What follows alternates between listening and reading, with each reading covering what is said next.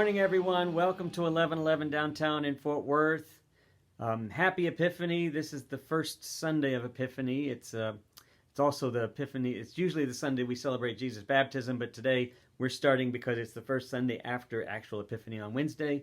So I'm starting a new series. More on that in a little bit. But I'm glad that you're with us this morning, and I hope you're doing all right this week. I know it's a difficult time. I know there's been a lot more folks getting sick. And I hope that you're not one of them, that you're doing well, or that if you are, that you're getting better soon. And then especially that you're being safe. But glad that you're with us this morning. If you're watching on Facebook, let us know you're there. Give us a hello on the comment section. And if you're on the church website, on the 1111.live or the other site, please register your attendance. Let us know that you're with us. If you're visiting with us for the first time, really want to say a great welcome to you all. We're especially glad that you're with us this morning and that you stopped by. I hope you find this an inspiring time and ideas and music. I know you'll enjoy your time with us. But let us know that you're here. Give us your address and we'll send you one of our special 1111 tumblers, great for hot or cold drinks, and then also our 1111 face mask. Listen, a couple of things coming up while you're doing that, and while I'm talking, you can also take advantage of the offering button there online. We're starting a new year, of course, and would appreciate your support as always. As we do our different ministries throughout the city and throughout the church. But speaking of the church, there's a number of fun programs that are coming up that are some great small group things, some great studies, some other great opportunities for getting together with people. So I invite you to go to the church website and check out all the different new learning opportunities and social play activities that are available happening this month, starting up this month. One in particular that I'm excited about is something that Reverend Linda McDermott is hosting and featuring James Patterson, one of our church members, who's also James Stabile Patterson, also the son of Susan Stabile, who happens to be probably one of the most renowned experts on the Enneagram that's alive today. And he's been a student of hers, and obviously her son, and has advanced training in the Enneagram, and he's going to be leading a workshop for us for the whole church on the Enneagram starting on the 23rd. It's just one day, Saturday the 23rd, 8:30 to 3 p.m. You can find more information about it if you go to the church website, fumcfw.org, and search for Enneagram, Enneagram. And the Enneagram is a great, fun, personality kind of profile that helps us in understanding ourselves and our relationship, particularly lends itself well to spirituality as we look at how we relate to one another, what motivates us and inspires us in unconscious and sort of unknown ways, particularly not well-known ways, and that by knowing these things, we understand one another better. It's a great experience, and you'll have a fun time at this workshop. So check it out. It's a great opportunity for us. January the 23rd, look for the link and the information at the church website. I think that's about it. It's great to be with you this morning. Kagan Parker's going to give us our welcome candle. We'll see you in a minute. Good morning, everybody. We're really happy to be joining you for the welcome candle today. We hope that you're happy and healthy wherever you're at, and we look forward to seeing everybody in person, hopefully very soon. Spencer in particular really misses the band, so he says hi to all of y'all. Please join us in repeating the very familiar welcome candle greeting. Come, whoever you are, wanderer, worshiper, lover of leaving, it doesn't matter. Ours is not a caravan of despair. Come, even if you have broken your vows 1,000 times, come yet again. Good morning. Wow, what a week it has been. So many emotions, so many feelings, so many things to say when there aren't any words to say. And so this morning, let us begin our time together with a blessing, which is written by Jan Richardson, and it is entitled, Blessed Are You Who Bear the Light. Blessed are you who bear the light in unbearable times, who testify to its endurance amid the unendurable, who bear witness to its persistence when everything seems in shadow and grief.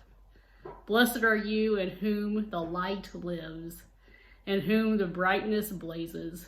Your heart, a chapel, an altar, where in the deepest night can be seen the fire that shines forth in you, in unaccountable faith, in stubborn hope, in love that illumines every broken thing it finds.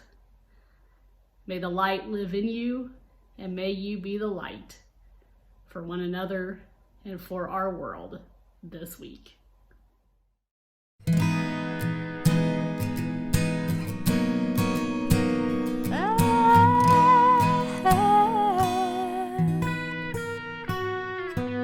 an old man, you turned 98. He won the lottery, then he died the next day.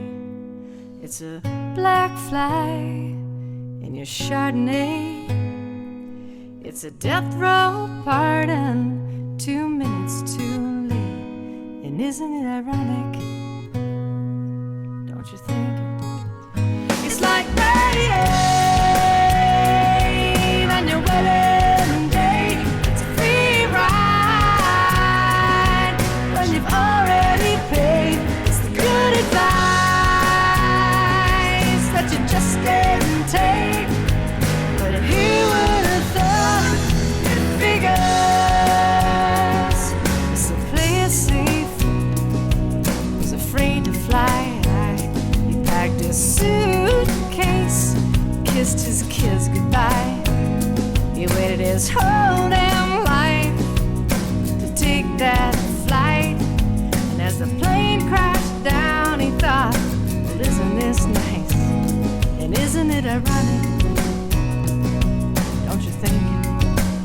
It's like rain on your wedding day. It's a free ride when you've already paid. It's the good advice that you just didn't take. Who would have thought it figures? Well, life is a funny way, sneaking up on you when you think everything's okay and everything's going right. No, life is a funny way, helping you out when you think everything's gone wrong and everything blows up in your face now.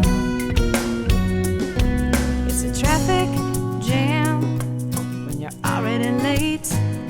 A no smoking sign on your cigarette break. It's like 10,000 spoons when all you need is a knife. It's meeting the one of my dreams and meeting their beautiful wife. Aw, and isn't it ironic? Don't you think? A little too ironic. Yeah, I really do think. It's like rain on your wedding day. It's a free ride when you've already paid.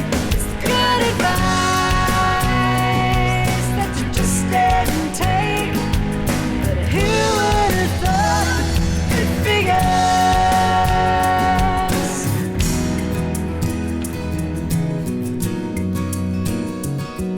Your life has a funny way of sneaking up on you. Yeah, you know life has a funny, funny way of helping you out, helping you out.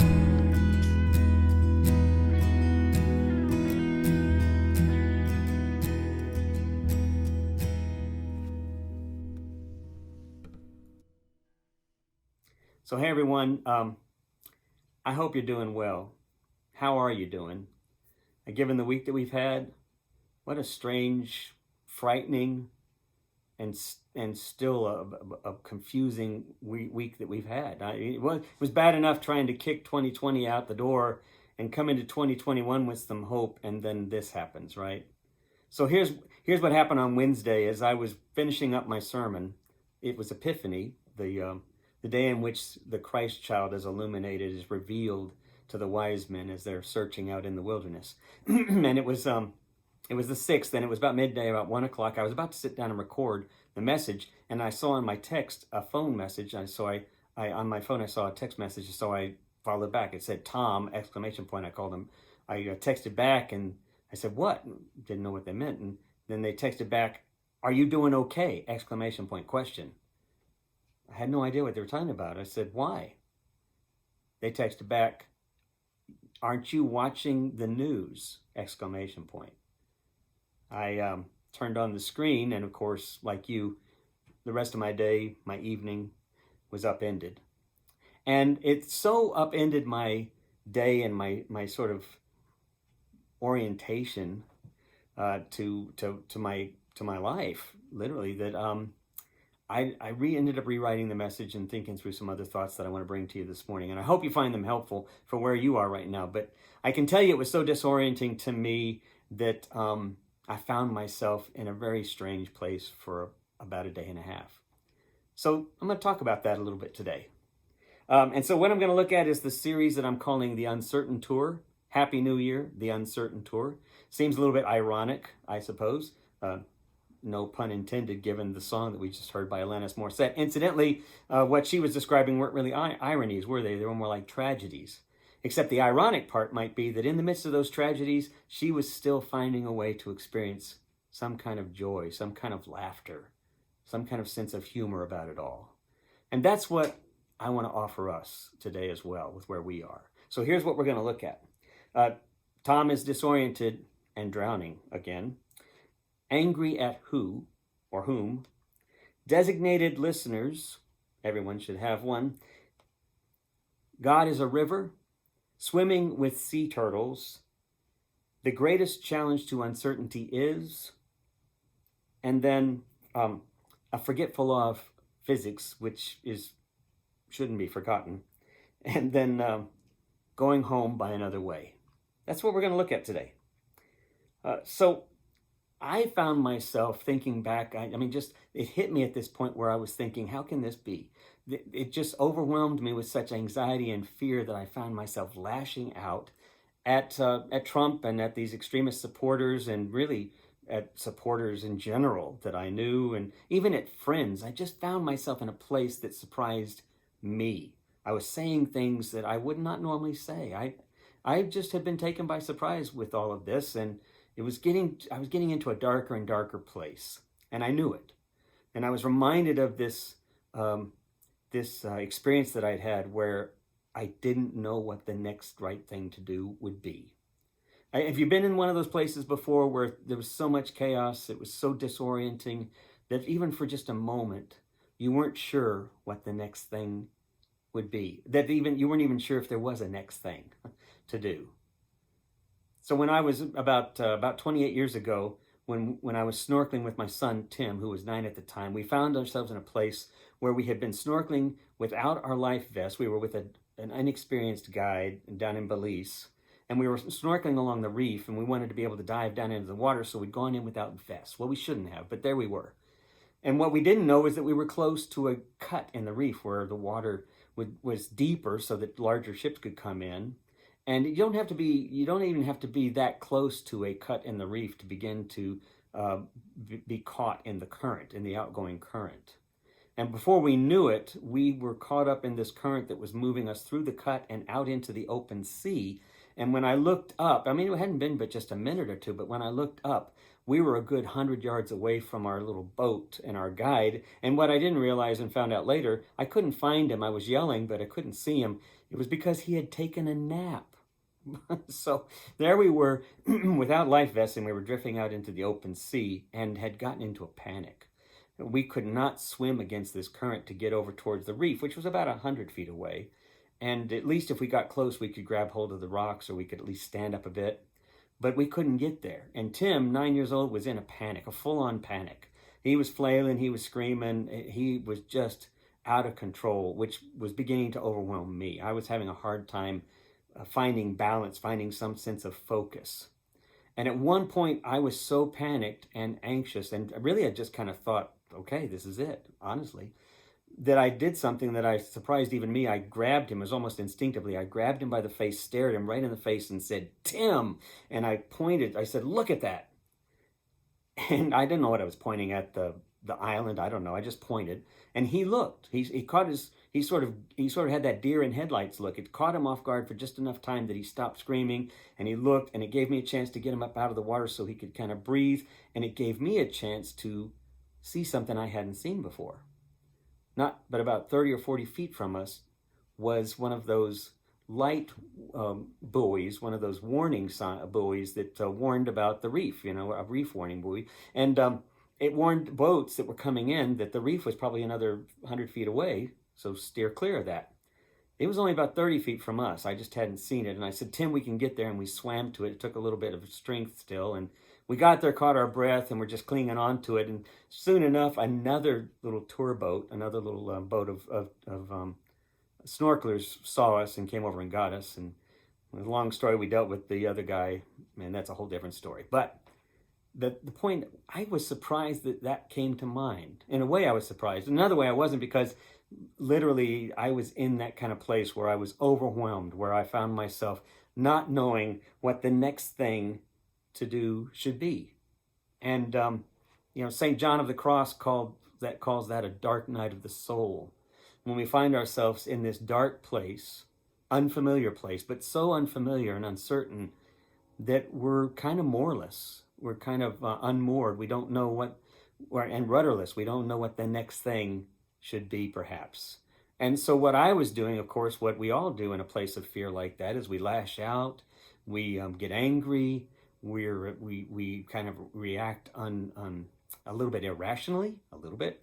And I was kind of lashing out at the Trump supporters. I was lashing out at people I know who are Trump supporters. I was lashing out at family members who I know that are Trump supporters. I was just freewheeling, lashing out at people and joining in these text groups. And it was something so uncharacteristic, it took me by surprise. In fact, I found myself apologizing to some folks later on. I just was in one of these out of control kind of spirals, kind of almost a full-on panic. And so when I got home, it was dark, and I decided the best thing to do is take a walk. So I lashed out at the universe, lashed out at God. Why did you bring all these stupid, angry, mean people into our world? And of course, I'm just lashing out. But you got to do it. You got to lash out at somebody. Best lash out at God. The Psalms have given us some good examples of that. And so when I got back to the house, I was at a place where I could talk to Linda. And here's what I want to suggest. Everybody should have a designated listener. A designated listener is somebody whose sole purpose in these kinds of situations is just to listen. Non-judgmentally, no presumptions, not there to fix anything, just there to let you get it out, right? Get it out there. And maybe in the process, they might have a quote. They might have a moment they can sort of say, well, let's just have a meditation again. Just a moment or something to offer, maybe a story or an image, but nothing judgmental and certainly nothing trying to fix it. You just need to get it out sometimes. Who's your designated listener, right? It may be your partner, it may be your spouse, maybe a best friend, it may be a therapist. Linda knows that I'm not the best designated listener for her, but she was great for me. And she was great the other night as I just kind of let these things roll out. She reminded me of this interesting fact that I hadn't really remembered. She said, there was this study that she said, I remembered reading, she said, where they found that the success of a relationship is directly related, it can be gauged and predicted by the degree of defensiveness of judgment in the individuals. The success or the depth of a relationship can be gauged by the level of defensiveness or judgment in those individuals in that relationship. Now, I thought that was a strange thing to say at first, a little bit more like something I might say to her, kind of unrelated, a non sequitur in the conversation. But then I started thinking about it, and I smiled and I said, put another way, you could probably gauge the happiness and joy of an individual's relationship with the world around them, whether that be with themselves, with their life in general, with their relationship at work, or with their partner. You could gauge the happiness or the joy that they have based on their level of defensiveness in general. Do they tend to be defensive people? Do they tend to cling to presumptions or judgment? In other words, the more that I define someone as my enemy or my anxiety, or that brings about fear, the more I judge others, the more presumptions or ideas that I cling to, then the more likely I'm going to be less happy, the more likely I'm going to have trouble finding a sense of contentment. And I asked Brad to sing this song to kind of bring some light to that idea.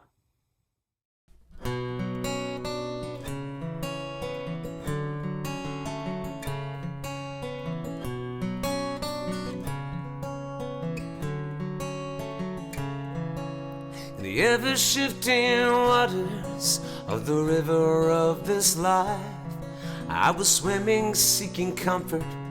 I was wrestling waves to find a boulder I could cling to, a stone to hold me fast. Where I'd let the fretful waters of this river around me pass. And so I found an anchor, a blessed resting place, a trusty rock I call my Savior. But there I would be safe from the river and its dangers, and I proclaimed that rock divine. And I prayed it would protect me, and the rock replied, God is a river, not just a stone. God is wild and raging rapids, a slow meandering flow. God is a deep and narrow passage, a peaceful sandy shore. God is a river swimmer, so let go.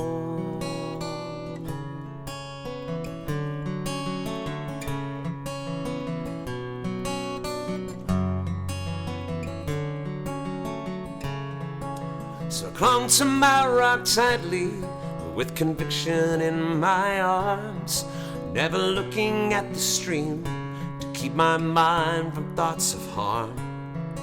But the river kept on coming, kept tugging at my leg, till at last my fingers faltered and I was swept away. So I'm going with the flow now, these relentless twists and bends, acclimating to the motions and a sense of being led. Yes, this river's like my body now, it carries me along through the ever-changing scenes and the rocks who sing this song. God is a river, not just a stone. God is a wild and raging rapids, a slow meandering flow. God is a deep and narrow passage, a peaceful sandy shore. God is a river swimmer, just let go. God is a river swimmer, so let go.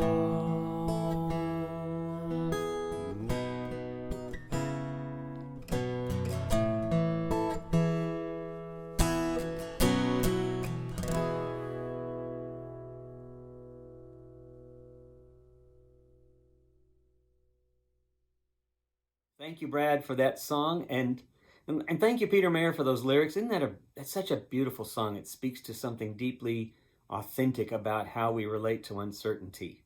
The lyrics of that song just spoke to where I was on Wednesday. I don't know if it speaks to you, but it definitely was where I was, and I think a lot of us were. This ever-shifting water that we find ourselves in, the river of life. We're swimming, we're seeking comfort in this past year of uncertainty. Where do we find things we can cling to, right? The stones that can hold us fast, that can anchor us when things around us seem shaky, when life seems upended. And what the epiphany of Christ in the world, what the revelation, the incarnation of the divine in our midst is really saying, I think, is that in uncertain times, the very ground of our being is the rock we connect with. But that ground of our being is interrelated with all of life, with everyone. So relating to that requires a great deal more attention. It requires not so much comfort and familiarity as comfort in uncertainty. That's a hard place to go. That's a hard place to get. But that's what the song suggests. And so he says, from the river and its dangers, I proclaim my rock divine. I prayed for it to protect me, and the rock replied, God is a river, not just a stone. God is wild and raging rapids. God's a slow meandering flow.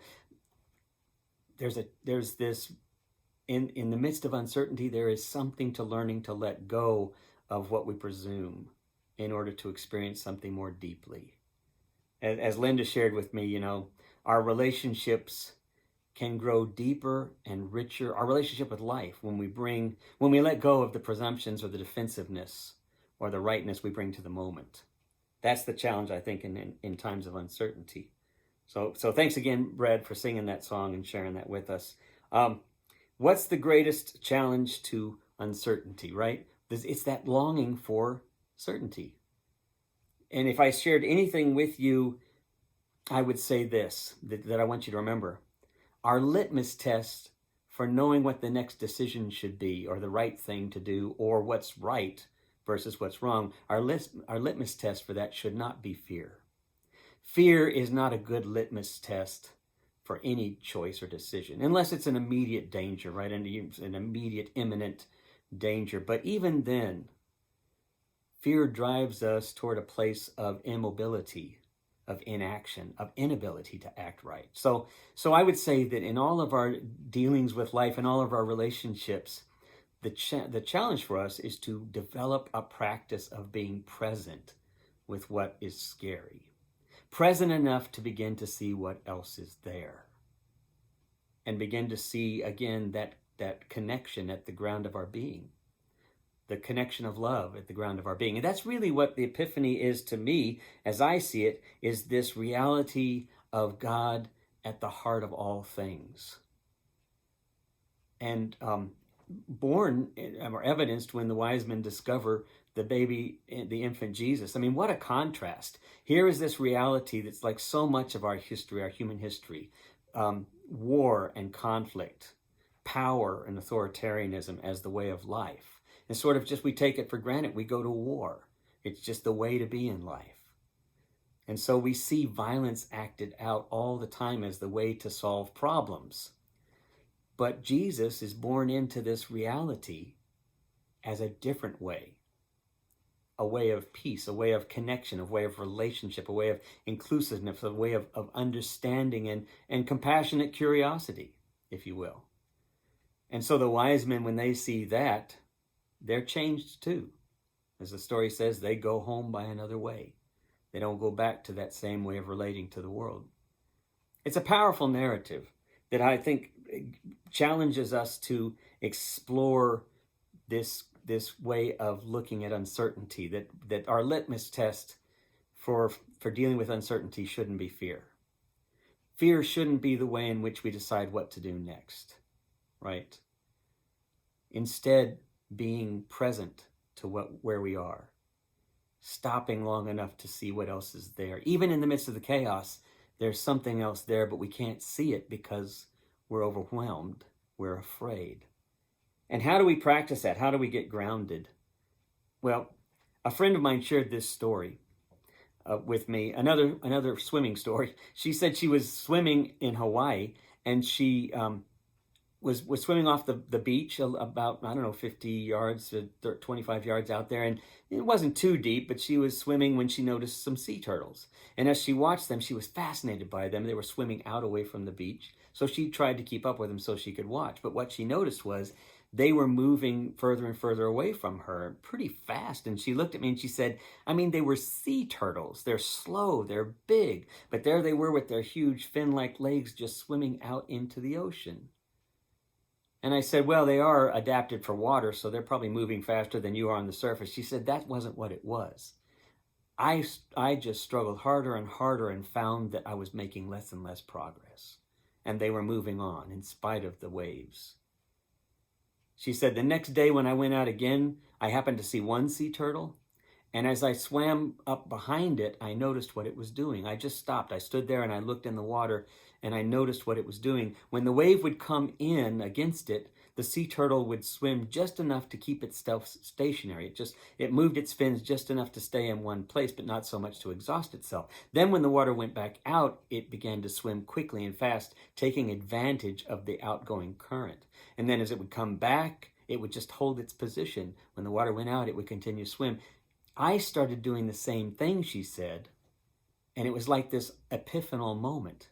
Suddenly I realized, how often do I spend swimming against the current in my relationships with life, in my relationships at work, in my relationship with myself, and with what I feel like my purpose of being here in the world? How often do I swim against the current as opposed to being present enough to see how the current works? That's the challenge that we find ourselves in. And I have to admit that I think a lot of us are finding that difficult. I don't know about you, but to answer this question for me, just honestly reflect here. How many of you in the last few months have found yourself thinking, I need to go in the other room, pick something up, get something and come back? You get in the other room immediately, and then as soon as you get there, you've forgotten why you've gone in there and what you were to get. Or honestly, how many of you have started your shower and forgotten to take it? You start, okay, I don't think it's just me. You start the water and you just go do something else, and then you forgot that you started a shower. Or even worse, okay, this may just be me, but you've made your lunch and then you forgot to eat it. Okay, seriously, in the last several weeks, I have pulled up to green lights and someone has gone flying through in their car, passing through the red light, even after 5, 6, 7 seconds, 10 seconds, as if it wasn't there. I just stop now at green lights because people pass through them. I don't think it's because they're arrogant or because they're just boldly ignoring everybody else. I don't think they're paying attention. I don't think they know what's going on. I've pulled up at stop signs way ahead of other cars, the same thing. I've been in lanes in the middle of the street, in the boulevard, at a stop sign or at a red light. And when it turns green, the car on my right, as if I'm not there, turns left, as if nobody else is around. Linda reminds me to honk my horn so that they know that there's people there. But literally, this is happening more than it's ever happened before. I just wonder, has this happened to you? Are we getting more and more disoriented? Or is it we're just not paying that much attention? I would want to say that what the Epiphany invites us, what the story of the Epiphany invites us to do, is to begin to look for that presence of the holy, that presence of the possibility of love, of the redemptive possibilities in all of our moments, especially in times of uncertainty. But to get there, we have to be willing, as Linda was reminding me, to let go of the defensiveness, to let go of the presumptions. To find the deeper relationship, we have to be willing to come to it with more openness. What we talked about in Advent, the confidence and the courage, the curiosity, in order to find the connection. That has to be our spiritual practice in this time, and it has to be something we're doing on a regular basis because we are becoming disoriented to the reality around us. At least that's what I'm worried about. That we're not paying attention so that even the things that seem obvious, like a crowd of angry people, like a whole population of people angry, that even there we're not really paying attention. It seems obvious to me that we're looking for certainty when we should be cultivating uncertainty. So for the next couple of weeks, that's what we'll do. We'll look at uncertainty and we'll play around with ways that we cultivate it. But I want to leave you with this last idea. When I went to Uncertain, Texas, because a librarian had invited me to go out there to their library, joked with me. You can read the blog and find out the whole story. But when I finally got out there and met some of the people out there, some stories I'll tell next week, but one of the things that I discovered was this funny thing that one of the guys said in the tackle shop there, because it's right there on Caddo Lake, those of you who know where Uncertain is. But he said something funny that I thought, you don't realize, or maybe he did, just how mystical and profound a statement it was. I said, you'd hardly know this place was here. And he'd say, you pretty much have to get lost to find it. I think that's what we have as an opportunity in this time of Epiphany, is to begin to get lost enough to find the beauty even in the most uncertain times. Amen.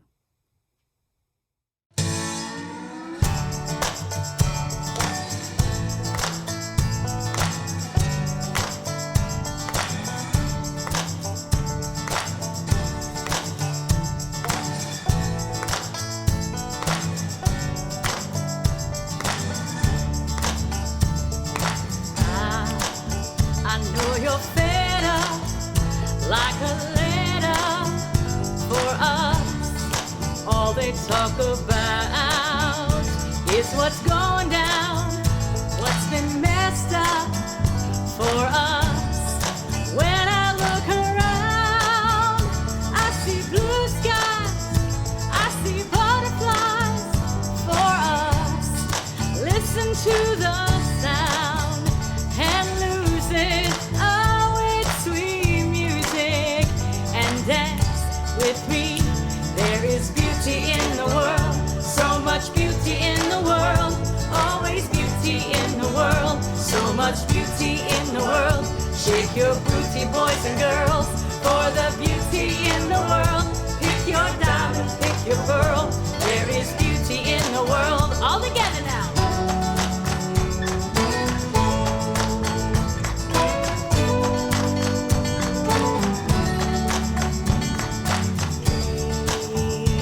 Need more loving, need more money. They say change is gonna come like the weather. They say forever. They say when they're in between, notice the blue skies, notice the butterflies. No, just me. Stop and smell the flowers and lose it in sweet music and dance with me. 'Cause there is beauty in the world, so much beauty in the world, always beauty in the world, so much beauty in the world. Shake your booty, boys and girls, for the beauty in the world. Pick your diamond, pick your pearl, there is beauty in the world. All together now.